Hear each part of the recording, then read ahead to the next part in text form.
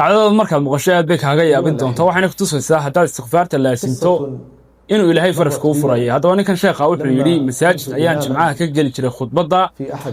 masaajidka hadaba wuxuu yiri maalin wal oo jimcaha waxay iman jirtay gabadh masaajidka dibadiisa istaagtaa dadku markay baxaan bay wax weydiisataa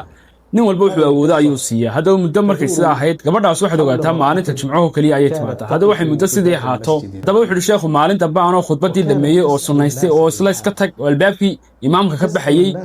ayaan arkay gabadhiyo aniga igu sigaysa halkii sheekhow waxaan haystaa carruur agoona waana dan yar oo waxba ma haysto سيادة الشيخ dadku waxba isiin jireen oo jimcuhu kaliya ayaan iman jiray imika laakiin dadku waxba ima siiyaan waxayna ku jira carruurtayda waxaan ka yimid jaarkayguna waa dad dan yar oo waxba haysan hadaba sheekhu wuxuu ku yiri aniga iyo dadka kale hadaan ku siino waxba ku tari mayso sidaa daraadeed wali ilaahay ma u tagtay oo ilaahay waxma weydiisatay intaadan bilaadanka waxba weydiisan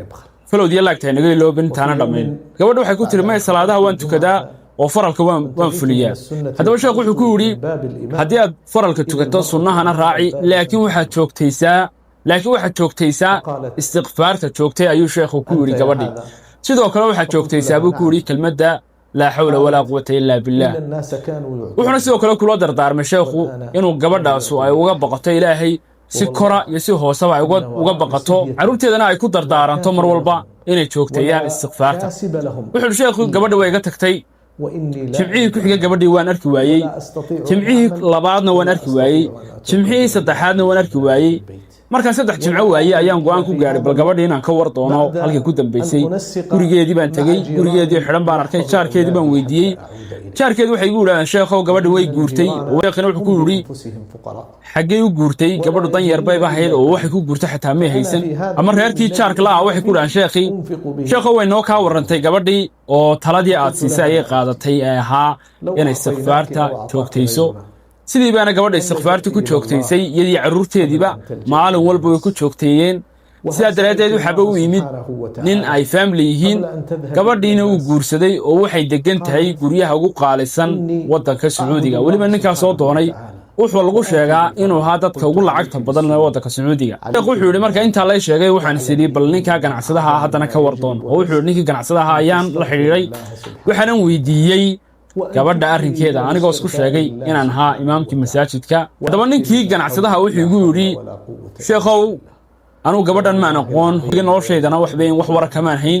laakiin habeenada kamid ah anoo hurda ayaa riyal igu yimid nin baana riyay igu yimid oo wuxuu igu yiri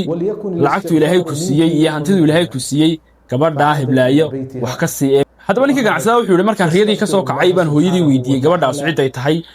hooyadiina waxay ku tiri gabadhaas waa gabadh aad maadeertihiin oo dan yara ninkeedina uu ka dhintay hadaba markii hooyadii inta ay sheegtay wuxuu yiri hadaba ninkii ganacsadaha iyo hooyadii baa soo raacnay oo gabadhii baan u nimid dhaqaale ayaan siiyay wixii aan awooday ayaan siiyay kadib markaan gabadhii ka baxay ay hooyadii igu tiri hooyo miyaad ka guursatid gabadhan waa gabadh yar oo aad u daayar waana inan yar oo mustaqbal leh marka gabadha iska guursan ku oran lahaa ayay ninkii ganacsadaha hooyadii ku tiri ninkii ganacsadaha wuxuu yiri waayii baan ku yiri hooye la soo heshiyo oo la soo hadal haday ogolaato diyaar baan hay hooyadiina way u tagtay gabadhina guurkii bay aqbashay sidii baan ku guursaday waxaan u dajiyay guryaha ugu qaalisan wadanka Sacuudiga gabadhaas waxa kaliya samaysay istighfaarta ay joogtaysay salaada sunnaha bay joogtaysay iyo tii faralka ahaydba iyo kelmadda la hawla wala quwwata illa billah iyo in qofku si sare iyo si hoose ilaahay uga cabsado markasta ilaahay farashku ku furaya oo naxariis ilaahay ka quusan